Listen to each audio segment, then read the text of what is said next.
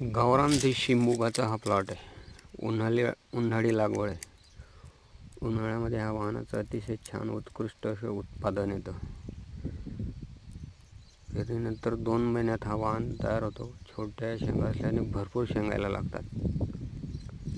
2 महिन्यानंतर पीक परिपक्व झाल्यावर डायरेक्ट याला कापणी करून घ्यायची असते. शेंगा तोडत नाही.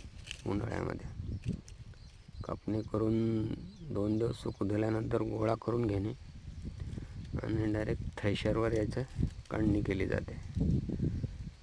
बारीक दाण्याचा देशी गावरान वाण आहे. अतिशय चविष्ट असा हा वाण आहे.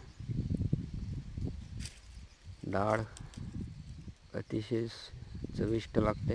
याचे जे बी पदार्थ बनतात ते अतिशय चविष्ट लागतात.